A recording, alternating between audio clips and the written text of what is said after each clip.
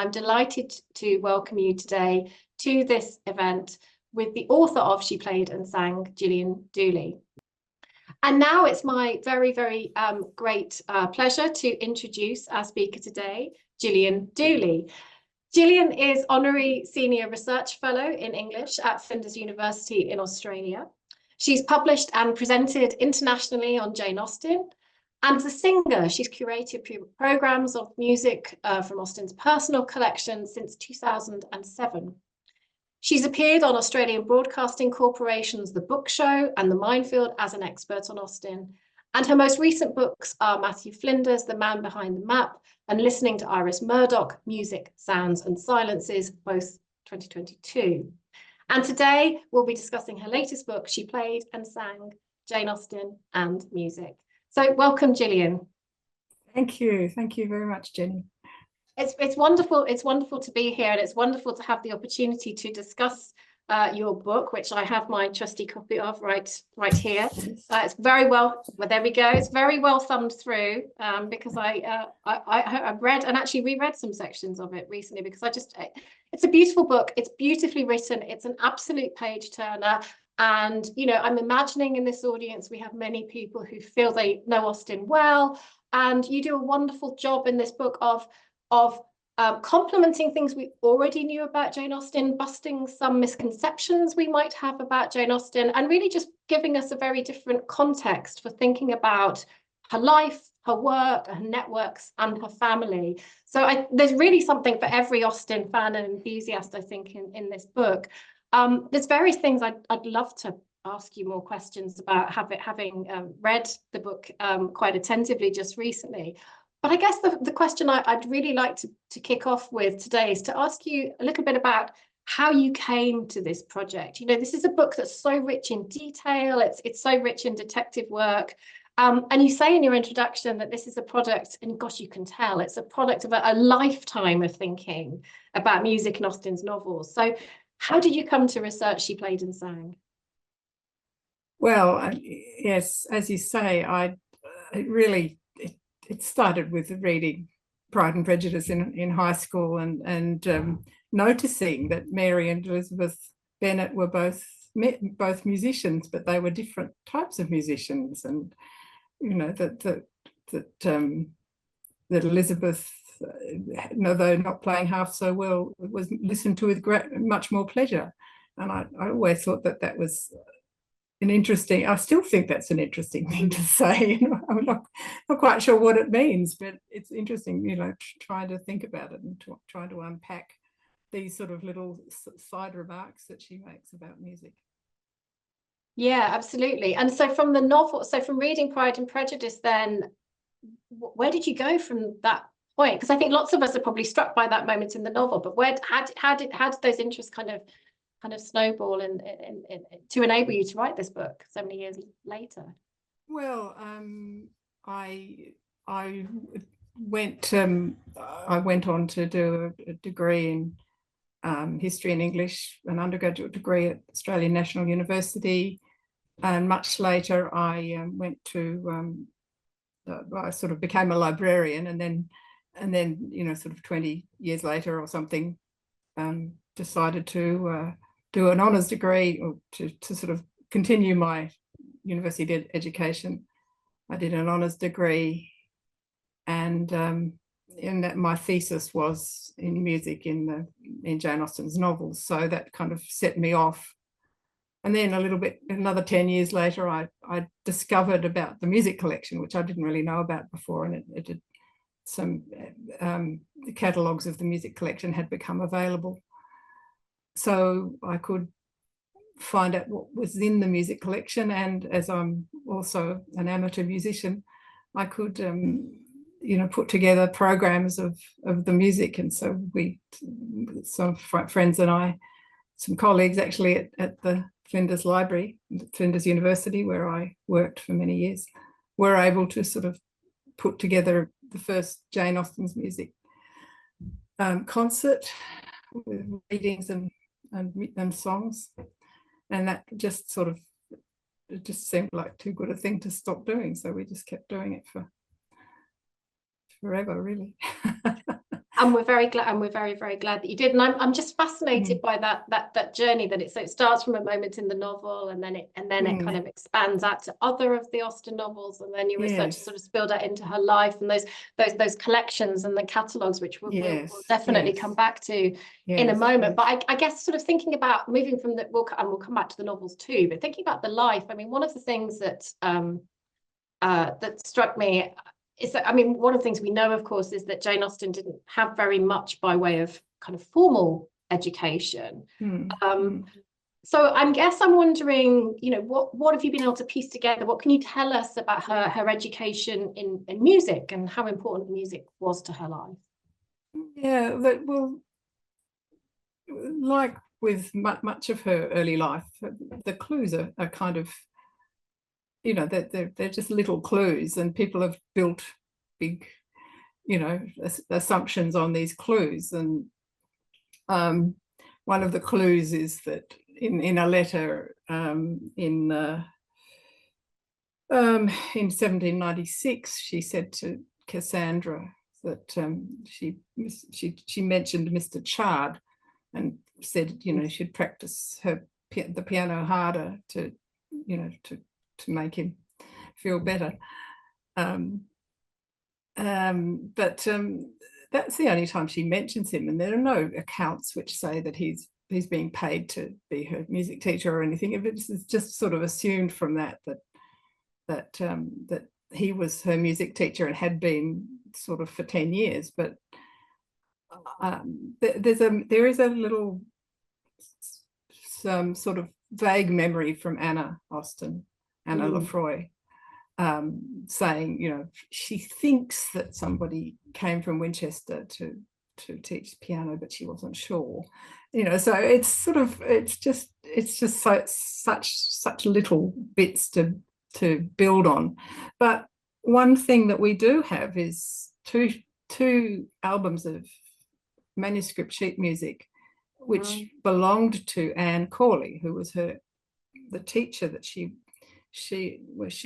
and Cassandra were sent to Oxford in 1783 to be taught by Mrs. Corley, who was her mother's brother's sister-in-law. No, her mother's sister's brother-in-law. No, something like that.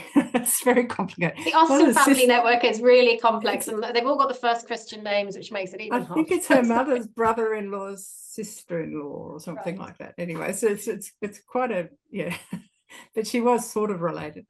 And she she didn't have a school. She just took the Cassandra and Jane Cooper, their cousin, to be students, and then that didn't last long because of various reasons. But for some reason, those music books that belonged to Anne Corley, and she'd had, you know, in the 1750s, came into this family music collection, and presumably did belong at some stage to Jane herself. So so presumably, obviously, there was some music education included in that, which would have been a normal thing, that would have been a normal part of when a girl went to be educated. She would have learnt some rudiments of music, and whether it sort of took or not is another matter. But but I suppose that's a neat way to me asking a little bit more about what you think, how it took, as it were, with Jane Austen, you know, and kind of what we can piece together about the importance of music to her life as a young woman and into adulthood, really. Yes. Well, it seems that she just kept on with it. You know, she wanted to have a piano. She spent her money on hiring a piano when they were in Southampton. You know, she was the one who said, yes, we will have a piano when they moved back to Chawton. You know, Caroline Austen, her niece James's younger daughter, she recounts, she's probably the best source we have for for Jane Austen's musical activity, even though she was only 12 when she died, when Jane died, I mean. But, you know, she has memories that she recounted, you know, more than 50 years later of Jane's music. She can even remember the songs that she sang in her last years. And so that sort of testimony is, I think, the most precious, well, some of the most precious material that we have about Austen's music. Yeah, absolutely. And you talk about it very very movingly, I think, in the book. I want to just ask a little bit more about those music books that you've mentioned, the Anne Corley's books and how they sort of found their way into the collection, because a lot of you make really ingenious and extensive use of the Austen family music books throughout She Played and Sang. So this is a collection of print and manuscript books that were owned by members of the Austen family, 4 of which I seem to remember have at least some music that's in Austen's own hand. And we should say, actually, for people who are watching the event, that audience members who might want to consult the music books can do so, can't they, through the Yes. through Internet Archive, yes. if they want to kind of delve into this a little bit more themselves. But for now, I just wonder, could you tell us a little bit more about the music books that you talk about in She Played and Sang, who they belong to, and, you know, what kind of insights they give us into the role of music in Austen's life and the Austen family more generally. Yes, so well, there was Anne Corley's 2 music books, which, you know, that they were the ones that had things by Handel in them and some of the older composers. Then there are music books that belonged to her cousin Eliza Hancock, who was, of course, married the French Count, and then later married Henry after the Count died. So there's a lot of French music from that, in that part of it, and there's print music in the collection, and there's some print music in that collection which Jane has copied into her own manuscript book. So you can see that there was a sort of musical friendship, even though, of course, they were quite different in age, and Eliza was 14 years older than Jane. So that I think there's quite an interesting lot of the French, you know, there's French music which wasn't readily available in England. Yes. Among Jane's own manuscript collection. So probably you assume that it may well have come via Eliza, or some of it. So there was that link, but there was also music that belonged to her brother Edward's wife Elizabeth. It's all females who had these music collections. There's none of the, I don't know if the men had music collections, but I don't know. That's another whole interesting question, the sort of gender divide. So there's Elizabeth and Eliza, not to be confused. And then there was some music that belonged to Elizabeth and Edward's daughters, various of their daughters. There are a couple of manuscript books there, and some of them are actually probably created or, you know, filled in. They're manuscript books which would have been filled in later after Jane Austen died. So, you know, they, in a way, they're kind of, you know, irrelevant to her own personal music life, but to the music life of the family, I think they're still interesting. And then there are the ones that belonged, that seem to have belonged to her in some sense, and, you know, 4 of them, 3 of them are just almost completely manuscript in mostly her own handwriting, and then there's a sort of scrapbook which is being rebound, and, you know, so it's a mixture print and manuscript, and it's sort of fallen apart and been rebound quite recently, I think only in the last 20 years or so. I can't remember exactly when, but so that one of the catalogues that we have is actually in the wrong order because it was somehow rebound in a different order. But so with the ones that were bound back then, like what typically would have happened, I think, would be that that someone would have a blank manuscript book of music. So they'd buy I don't know how many pages it would have had, 150 pages or something, a bound book, and it would usually be sold by one of the music publishers. And then you'd start copying music into it from starting at the beginning. And so you can sort of roughly date things if something wasn't published. If the song before this one in a book wasn't published until 1795, you think, well, probably that song must have been published sort of before then as well, or something like, whatever, however that works. So you can make those sort of deductions. So really they do show us a way of sort of means and pattern of exchange among the family members. There are some pieces of music in Jane Austen's handwriting in Elizabeth's manuscript book, and there are also some in Eliza's manuscript handwriting, and it's probably because they were staying at Godmersham, or probably Godmersham, and copied, did some copying for Elizabeth while Elizabeth was busy doing something else. She did have an awful lot of children. She did have an awful lot of children. She's probably giving birth or whatever. Probably. Please, would you just write this one out for me? So they're not necessarily something that, well, I mean, the thing is, we don't really know.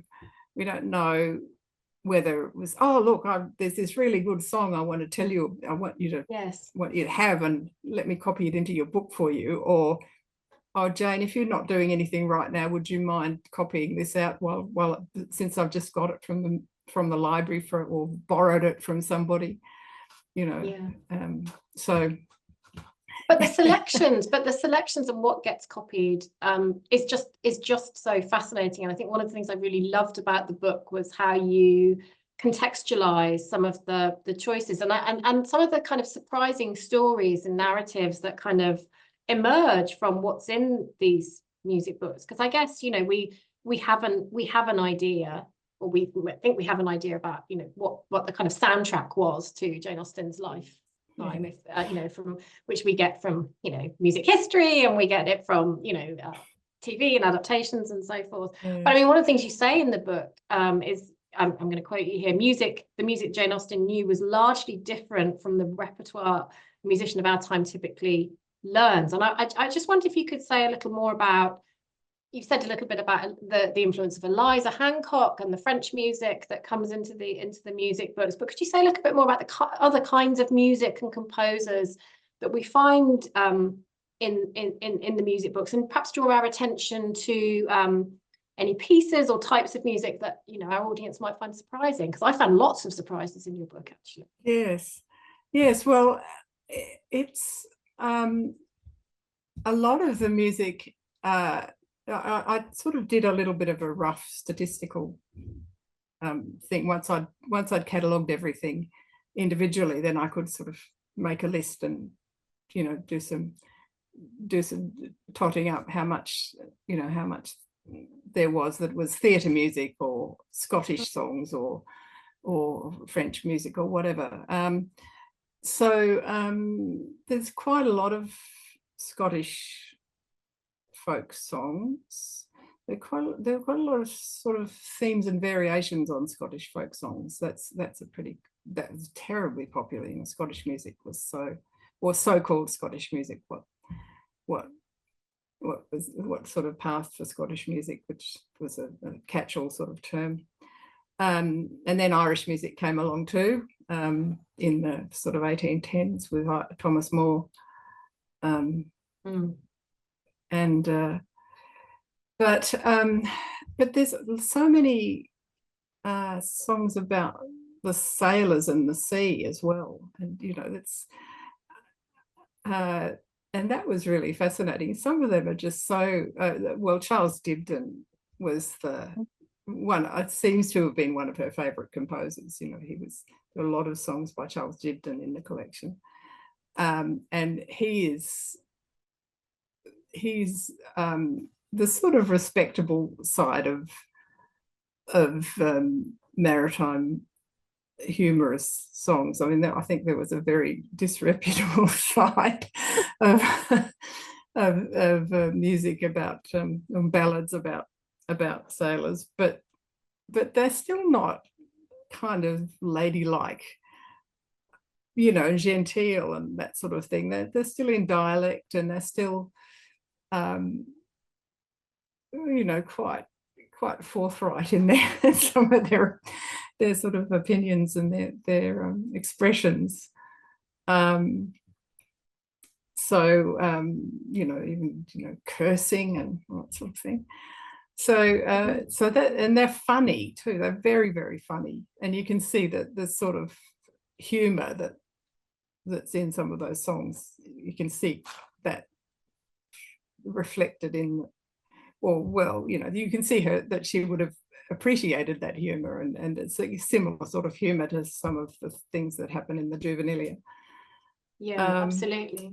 Yeah, and then there's things like those German drinking songs. I mean, who expected there to be German drinking songs in Jane Austen's collection? Yeah, I'm wondering what those kind of discoveries, when you were cataloguing them and you encountered this music, like what that does to your sense of Jane Austen, really. I mean, it's just because they're really, I mean, and the French examples too. I mean, they're all pretty arresting in different ways. What did it do anything to your kind of, somebody who says you first came to this through, as so many of us did, reading Pride and Prejudice a long time ago. Did it change your sense of Jane Austen, those kinds of discoveries in the music? I think the more I've sort of got to know about her, the more I'm expecting to be surprised. Right. You read the letters and you read the juvenilia, and the sense of humour. She doesn't necessarily always allow that to come through quite in the same way in the novels, in the published novels. But she was a very, very witty, funny woman. But not only, she wasn't just flippant. She was incredibly intelligent and very, she sort of made a joke about being ignorant and uneducated, but she wasn't. She was very well read.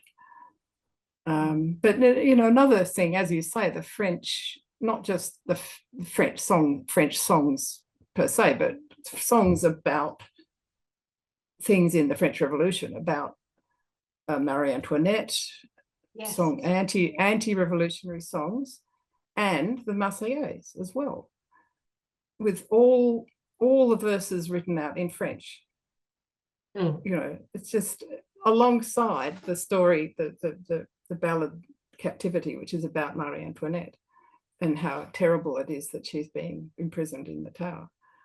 I mean, that's such an extraordinary juxtaposition. I absolutely loved that chapter of the book. It's probably one of my favorites, where you kind of tease that out. And it does raise so many interesting questions, doesn't it? About not just, I mean, you've talked about Jane Austen's wit and her sort of her intelligence, but I do wonder how much it sort of helps, or maybe doesn't help, actually, in sort of fathoming her politics, really. I mean, it certainly shows how well versed she was in the world beyond the place she happened to be living at the time, and certainly beyond rural Hampshire. But I mean, particularly thinking about that specific example of the Marie Antoinette ballad and the Marseillaise, like what kind of sense does that give you of her either her understanding or her views on, you know, the French Revolution, for instance? I think she was an observer. She was not a fanatic either way. She was, I mean, obviously when it touched her personally. I mean, presumably when the news came of the Comte de Feuilly's execution, it must have been very, very, very shocking for the family. But you know,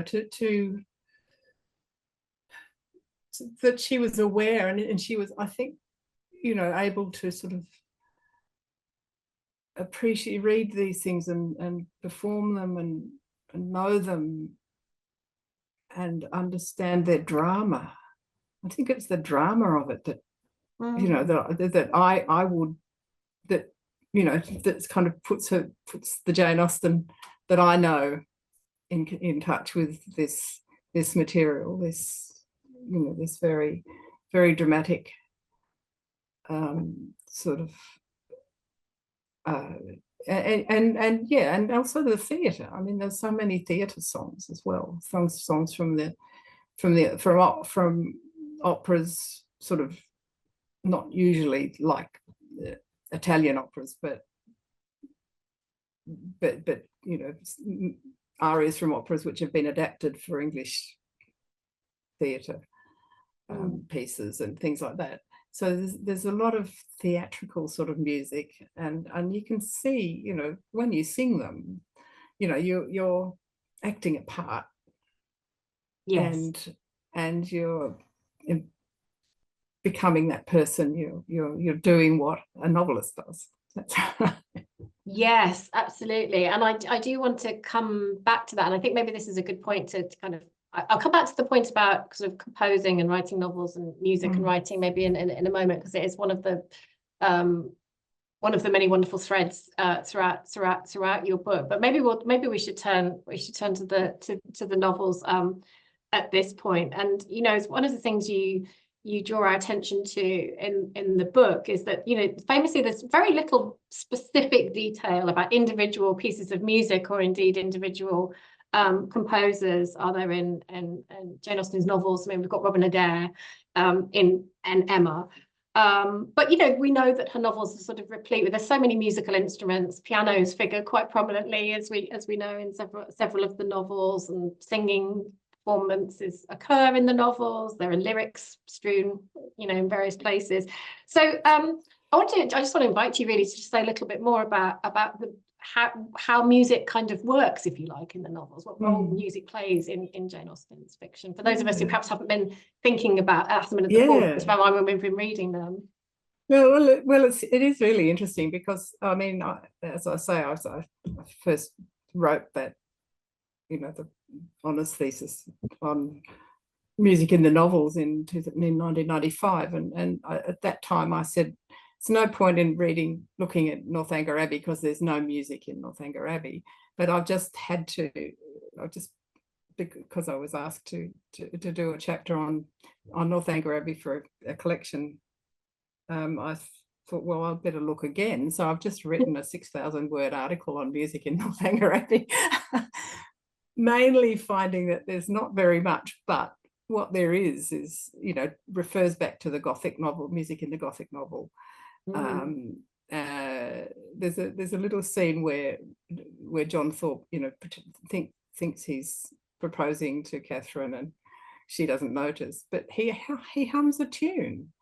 Now, why does he hum a tune? You know, it's sort of intriguing. It's the only sort of appealing thing he ever does, I think. I suppose it depends what he's humming, really. I mean, knowing John Thorpe, I don't have particularly high expectations for the caliber of the music. True. But you know, Henry Tilney also mentions music sort of in passing a few times, and there's a broken lute in his you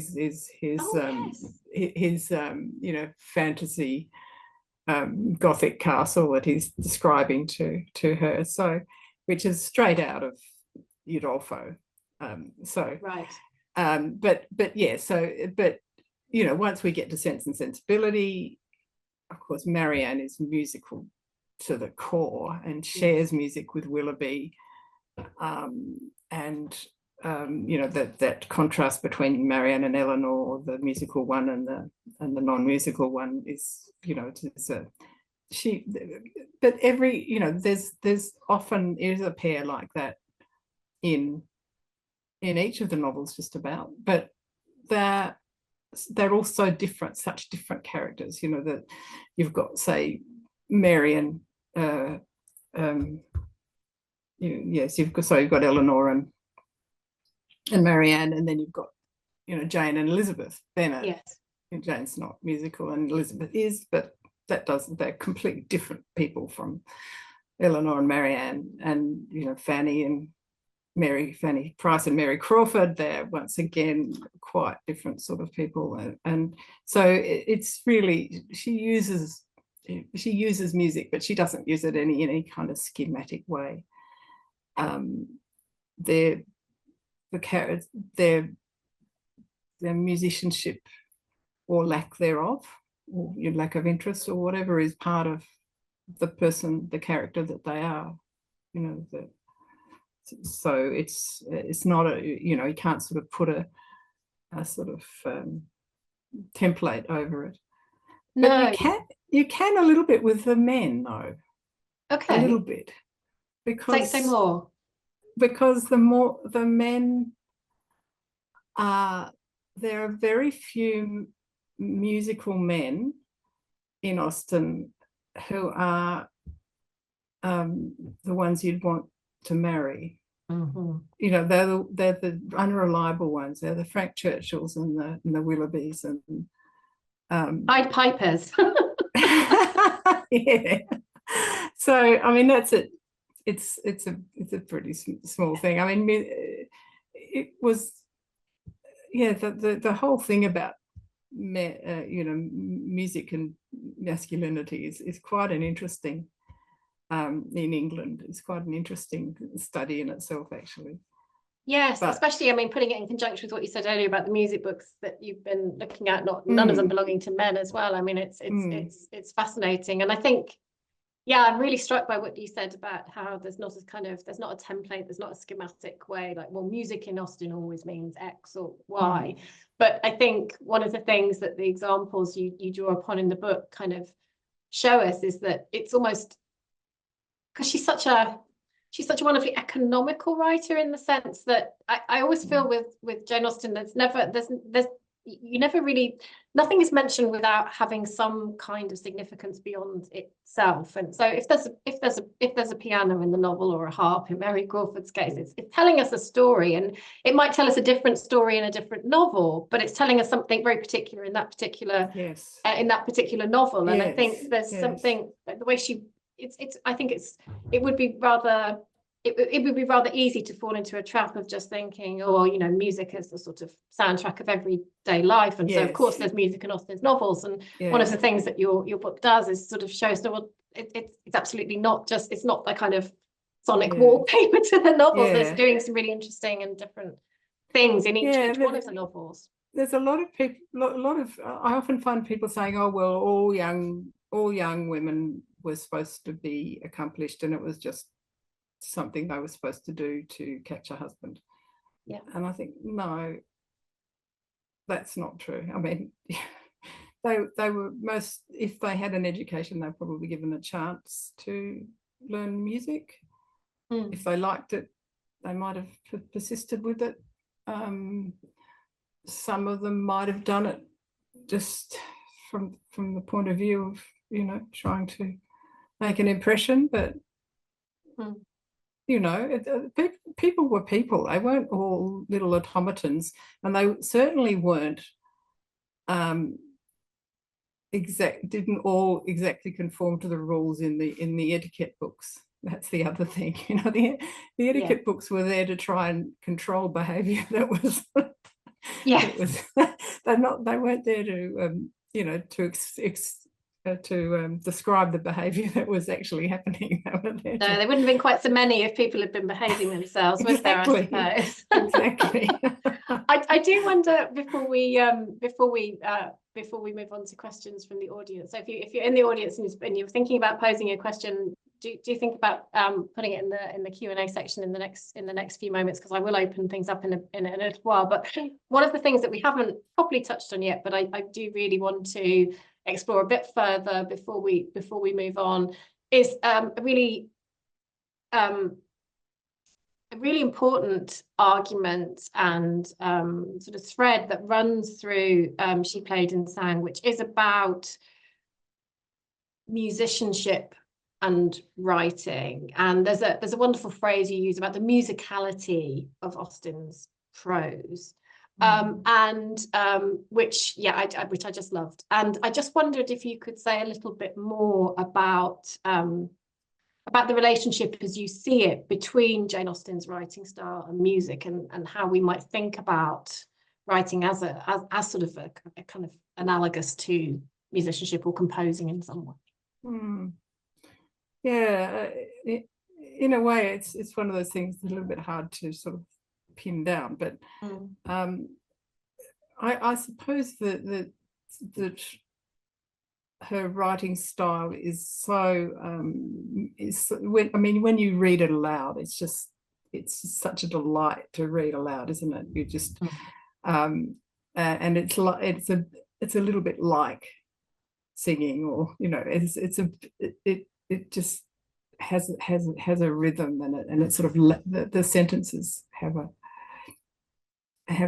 form, and they land in a certain way, which is, you know, it's very much the rhetoric of the 18th century, but it's also something that, you know, she's sort of refined herself, you know, that she's brought alive, you know.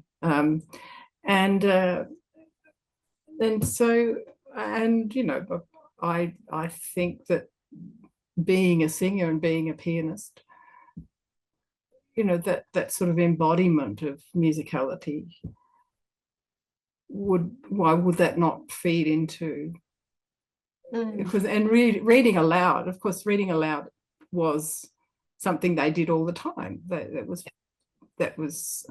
she read her own novels aloud to the family. It's a wonderful story about Anna, that Anna remembered much later, being, you know, having listened to Pride and Prejudice being read when she was 4 years old, and you know, they said, oh no, you know, she mustn't be going around talking about Jane and Elizabeth. And so she was sent out of the room. Yeah, no, I think that's wonderful, and I think that sort of, that sort of performance, and the way that performance, as you say, connects both, you know, writing and musicianship. And I think that's something we often forget, actually, as modern readers of Jane Austen, that, you know, as you said, sort of sociable reading, you know, reading in the household, reading aloud, listening to somebody else reading, or, you know, as we know from the Austen family, the sort of private theatricals they engaged in. I mean, these sorts of activities were just very much part and parcel of lives and at the time. And while we tend to sit there quietly reading them in our heads, it's just a very modern way of thinking about what reading is and looks like. And actually, it's sort of context at the time when were much more like, you know, musical performance, because it was sociable and heard and received in a slightly different way, I suppose. Yes, I think so. I think that there were so many, you know, there's so many descriptions of reading aloud, you know, reading things aloud in the letters.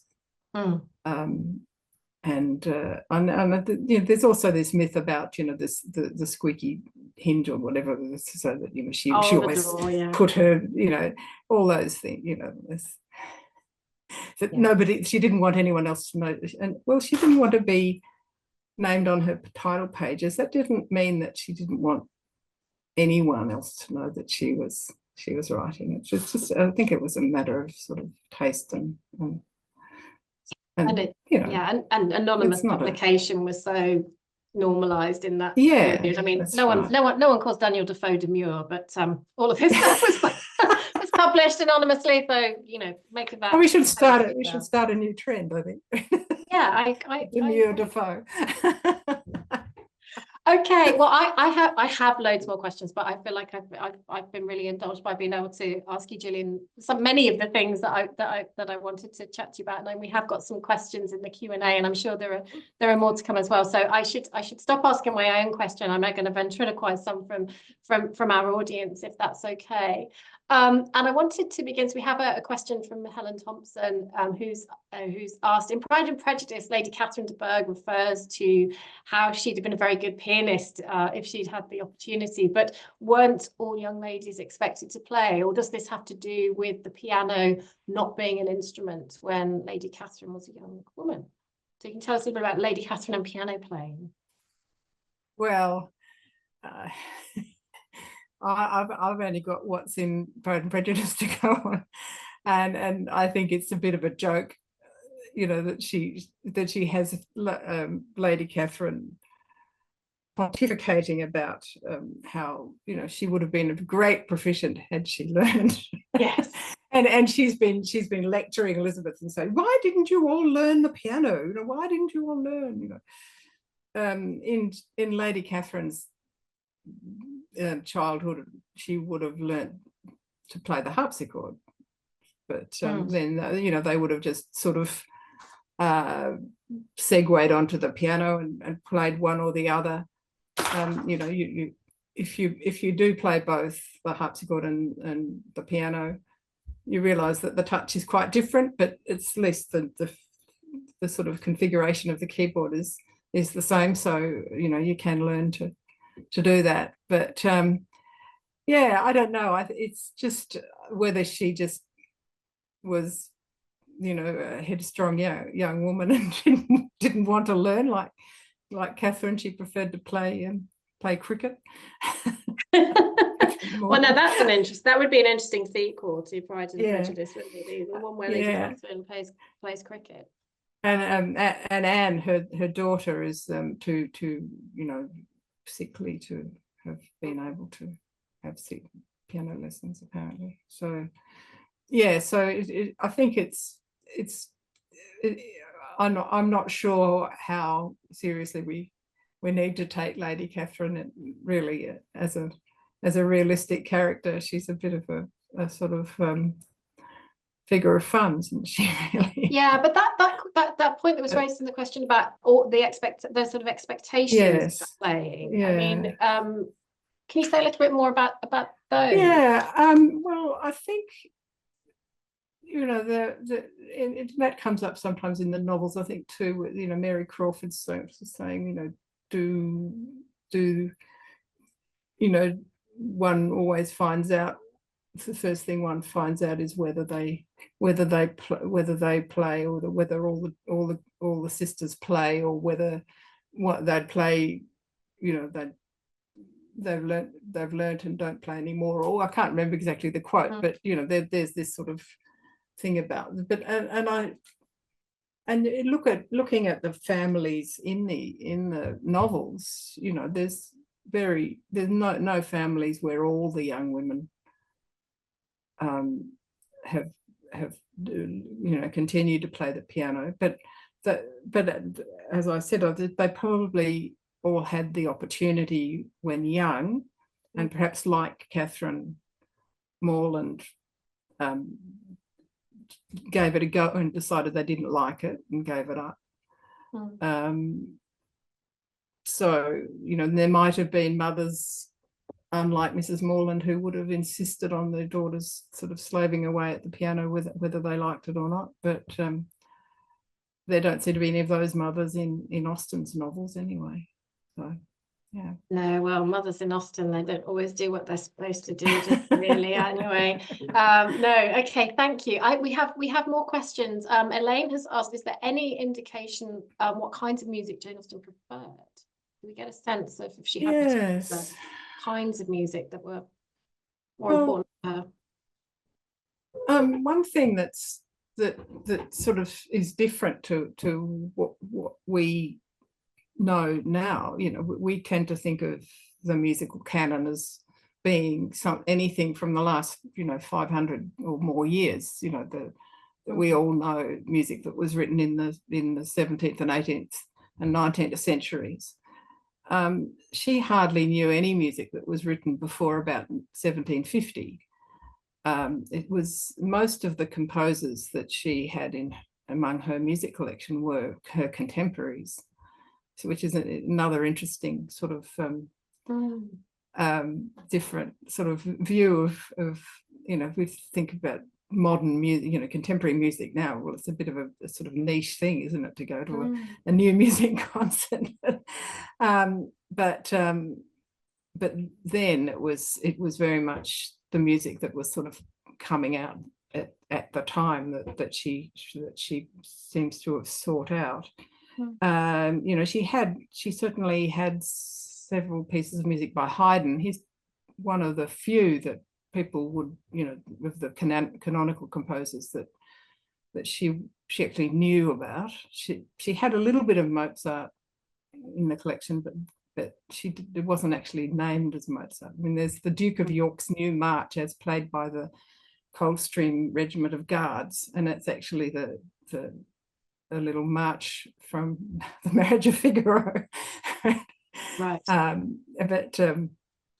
But you know, no, anyone now can realize that, but she didn't know that. But as I said, there's these rather comic songs by Charles Dibdin. There are a lot of very beautiful songs, love songs. There's songs by James Hook and Samuel Webb and Samuel Arnold, and some Irish songs and a lot of Scottish songs. And the French, some beautiful French songs by Francois Devienne and Gretry. Paisiello, the Italian composer. I mean, a lot of these composers were very, they moved around a lot, I think, to be a composer in those days, strangely. I think times haven't changed that much. You really need to be very mobile. Tommaso Giordani is another very popular one with her. So, you know, songs that have drama, songs that have feeling, but also a lot of piano music by Pleyel, Clementi, Stamitz, Dussek, you know, a lot of those composers who we, you know, we do sort of hear of these days a little bit, but yeah.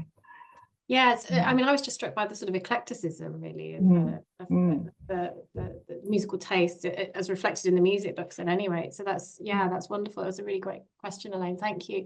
We have another question by Maddie McKinsky. Maddie's asked, in Austen's novels, there are moments when we can say music is implied, though Austen never specifically acknowledges it, like at certain parties and balls. So Maddie's asking, why do you think Austen chooses to bring the reader's attention to certain instances of music and not others? Is she aiming for what we'd think of as cinematic effect? Perhaps. Great question. That's a really interesting question. Cinematic, yes, of course, you know, she would have thought of theatrical, I suppose. You know, she was a very discriminating theatre goer. You know, she'd go to the theatre and there'd be some the latest sort of sensation would be featured in some piece of some theatre performance or other, and she'd come say, you know, I was really disappointed. I mean, the music might have been all right, but the acting was terrible. And, you know, I just can never find acting that's good enough. Edmund Kean was the only actor that she ever thought was okay. Yes, but so music in theatre was usually a bit of a disappointment. But I suppose because music, I mean, the other thing is that music, of course, and this makes perfect sense when you think about it, but it wasn't one of those things that really had to, you know, the penny had to drop, is that music had to have someone playing it or singing it at the time. You know, there had to be at all, you know, if not an orchestra, someone playing the piano or playing the violin or singing or something for there to be music. So you know, so there is sometimes where the first scrape of a violin tells you that the ball's about to start, or so she doesn't need to describe the music when there's a ball. You know, when she's got the concert in Persuasion, and Mr. Elliot is getting Anne to translate the Italian words. And just, you know, she wants to go and talk to Captain Wentworth, but he's saying, come and, you know, Mr. Elliot's trying to get her to come and, you know, be polite and translate the Italian words. You know, well, that tells us then that it was Italian music. And the similar thing in Emma, you know, the next day, Harriet saying, oh, you know, I think you sing much better than Jane Fairfax, and I hate Italian singing. There's no understanding a word of it. Yes. So, you know, these sort of things are telling us something about the characters, or they're providing a scenario for something to happen. I mean, there's that wonderful scene in Emma at the Coles party. It's just so much going on, and it's so, you know, there's so much which is to do with music. You know, Jane's singing and her voice is getting tired, and then Emma's watching Mr. Knightley watching Jane, and then Frank's doing, you know, it's just such an amazing scene setting, and well, you know, the whole thing is just an incredible narrative. And so I think,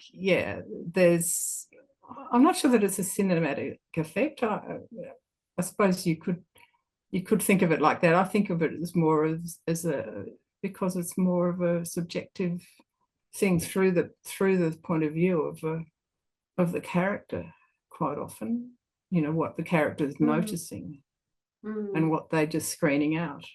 Yeah. That's a very interesting question, Maddie. Thank you for that question. And it does chime so nicely with what you said earlier about drama. You know, there's drama is never far from music in Austen's novels, in the way you've just been describing, I guess. And also, as you say, she seems drawn in those music books to music that has a particularly dramatic sort of quality of different kinds, you know, too, which is really interesting. We do have one other question, which is which has come to me as well, from Hannah, which I would like to ask you about, since we just have a moment or two, which is to say, you spoke a bit about different instruments in Austen's novels. You know, Mary Crawford playing the harp rather than the pianoforte, for instance. And I wondered what your thoughts were about how this might reflect those characters and their traits and morality. I guess it ties in a little bit to what you've just been saying, but different instruments and what they say about the characters who play them. Well, yes, that's interesting. Of course, the piano was the modern instrument in the sort of 1780s, 1790s, taking over from the harpsichord, and then the harp became the harp became fashionable, particularly in France, and then sort of came over to England in the late 1790s and the 1800s. And so, and the harps were the concert harp, or not concert harps, but the the big sort of, not the small handheld sort of harps, but the big stand-up harps. I don't know. Sorry, I'm not using the right terminology. I hope they're not any harp specialists watching. But pedal harps and lever harps, they were much more expensive than pianos at the time. So they were very modern and very, they were a sign of wealth. So Mary Crawford and the Musgrave sisters in Persuasion have a harp between them, whereas Anne Elliot is a pianist, and I think that probably the Bertram sisters they don't have a harp; they play the piano. So there's a certain sort of class or income implication there. But one thing I think that is quite interesting is that the women never portrayed playing violins or flutes or the really sort of portable instruments, the ones that you can just put in your pocket and walk around with. And I think that's significant, because I think that the women, the way that reflects the difficulty that women had of just getting from A to B. They had to have an escort, and they have to, so it's so that there's a lot there. No, thank you. And there's a lot more to say, but you've given us so much, Gillian. And I just want to, as we have to draw the event to a close now, I just want to thank you so much for joining us today and to telling us more about your wonderful book. A reminder for our audience that a recording of this event will be made available on the festival's York Ideas YouTube channel, which can be accessed from the Watch Again section of the festival. You'll be contacted, if you're here already, you'll be contacted by email when the video is available to view. I just want to conclude by saying that if you'd like to purchase a copy of Gillian's book, and having read it, I strongly suggest you do. If you want to purchase She Played and Sang, Jane Austen and Music, the book will be available from our partner bookseller, Fox Lane Books, which you can find at foxlanebooks.co.uk. So thank you so much, everybody, for joining us today, and thanks again to our wonderful speaker, Gillian Dooley.